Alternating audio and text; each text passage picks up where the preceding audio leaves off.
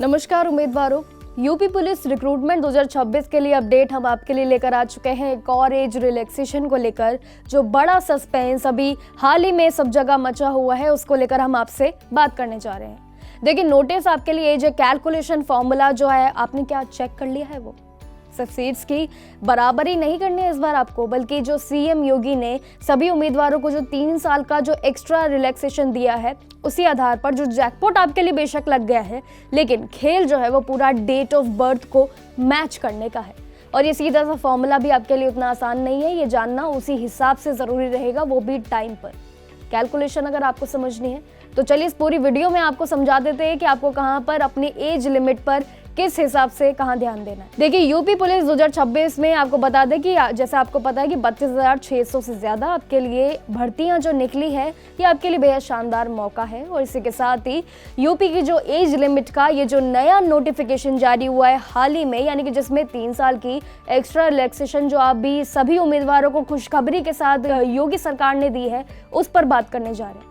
देखिए, ऑफिशियल अगर हम बात करें अपडेट्स के मुताबिक 1 जुलाई 2025 से होंगी ये सब, जो कि जनरल उम्मीदवारों के लिए बात करें, जिसमें सबसे पहले हम बात करने जाएंगे पुरुष उम्मीदवारों की और साथ ही महिला उम्मीदवार की, जहां पर उनको खास तौर पर अपडेट समझनी है। उसके बाद हम आते हैं अपने सेकंड पॉइंटर पर, जहां पर आप आगे जब वीडियो को समझेंगे तो आपको मिलेगा, यानी कि जिसमें हम मेनली बात करेंगे सारे उम्मीदवारों की, जिसमें महिला पुरुष से लेकर जो मेल पुरुष है उनके लिए कैलकुलेशन पर कहाँ ध्यान रखना है। क्योंकि अगर ये कैलकुलेशन आपने नहीं समझी तो ये समझ लीजिए कि आपका फॉर्म रिजेक्ट हो जाएगा, क्योंकि उसी हिसाब से आपको डिटेल्स भरनी है, उसी हिसाब से ही आपको अपने आप को तैयार करना है और अपने पदों को चुनना है। चलिए बिना देरी किए सारी इंफॉर्मेशन पर ध्यान देते हैं और ये जानकारियों के साथ हमारे साथ बने रहिए। तो देखिए, डायरेक्टली अगर बात करें तो ये आपके लिए जो 30,000 से भी ज्यादा पुलिस भर्ती जो आपके लिए निकली थी, जिसमें हम आपको बता दें कि एज लिमिट का जो ये नया कैलकुलेशन अब सभी उम्मीदवारों के लिए एक चुनौती बनकर जरूर सामने आ गया है, जिसमें 3 साल की आपको एक्स्ट्रा एज रिलैक्सेशन के बाद अब ये पूरा गणित अब ये बदल चुका है आपके लिए। इस नए नियम के मुताबिक अब एज की जो काउंटिंग है वो 1 जुलाई 2025 से होंगी। और अब जर्नल मेल यानी कि पुरुष उम्मीदवारों के लिए बात करें तो 25 साल यानी कि आपका बर्थ 2 जुलाई 1997 से 1 जुलाई 2007 तक रखा गया है। वहीं महिलाओं के लिए बात करें 28 साल रहेगा, 2 जुलाई से लेकर 1994 से लेकर 1 जुलाई 2007 तक रहेगा, वो अप्लाई कर सकते हैं।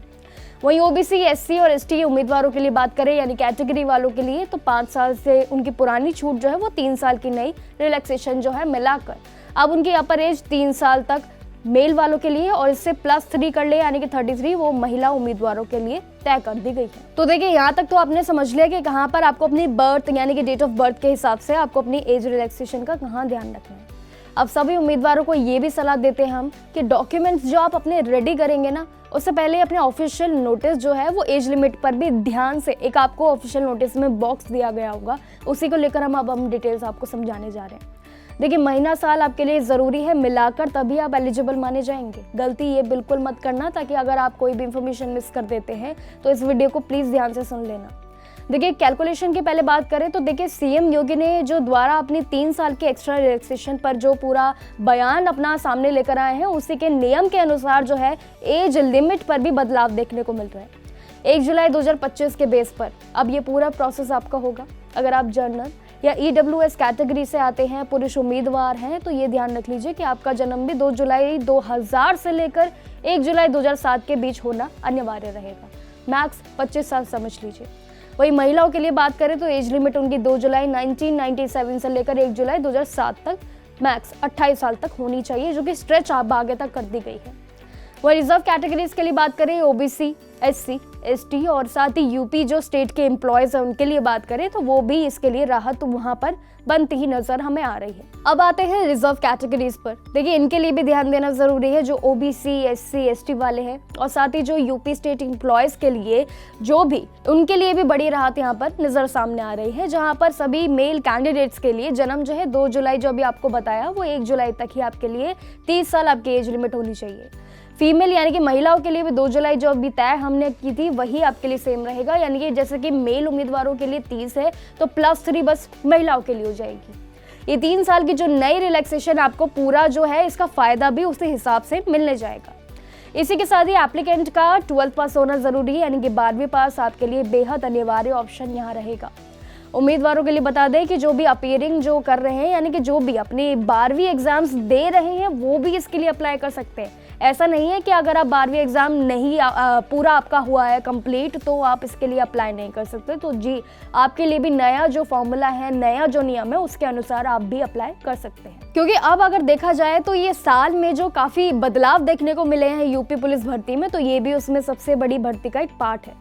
वहीं अब बात करते हैं फिजिकल के लिए। जनरल, ओबीसी, एससी पुरुष उम्मीदवारों के लिए अगर हम हाइट को लेकर, साथ ही साथ बाकी फिजिकल फिटनेस के ऊपर बात करें, साथ ही महिलाओं के लिए, चलिए इस पर भी नजर डाल लेते हैं। तो देखिए, पुरुष उम्मीदवारों के लिए हाइट की पहले बात करें तो इसमें 168 यानी कि 168 आपकी सेंटीमीटर होनी चाहिए। एसटी के लिए 160 सेंटीमीटर होनी चाहिए। महिलाओं के लिए हाइट जो है वो 152 सेंटीमीटर और या फिर 147 के बीच होनी चाहिए।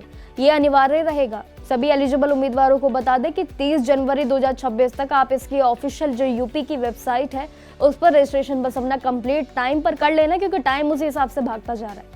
लेकिन आपको ये भी ध्यान रखना है कि डॉक्यूमेंट्स जैसे ही आप रेडी कर ले, तो ये ध्यान रखना है कि अपनी मार्कशीट से एग्जैक्ट जो आपकी डेट्स है उसी को ज़रूर मैच कर लेना, क्योंकि एज लिमिट और डेट्स का इस फॉर्म में, यानी कि जब भी आप फॉर्म फिलिंग करेंगे तो उसके लिए सबसे बड़ा जो आपके लिए मेन खेल रहेगा आफ्टर एज रिलैक्सेशन, जो अभी बड़ा मुद्दा आपका क्लियर हुआ है, उसके बाद ये बड़ा मुद्दा आपका लिए रहेगा एज लिमिट को लेकर और साथ ही डेट्स को लेकर। इन दोनों में अगर कंफ्यूज रहे, इन दोनों की जानकारी अगर आपको अपनी कैटेगरीज के हिसाब से नहीं रही, तो आपके लिए नुकसान हो सकता है। क्योंकि इतने टाइम से जो आप वेट कर रहे थे यूपी पुलिस भर्ती का, वो बेशक आपको मिल गई है। बड़ी राहत भी आपको अब यूपी सरकार ने दे दी है, योगी जी ने दे दी है। लेकिन उसके साथ ही अब आपके लिए जो अंतिम चरण है वो है फॉर्म फिल करना और साथ ही अपनी तैयारियों को आगे बढ़ाना।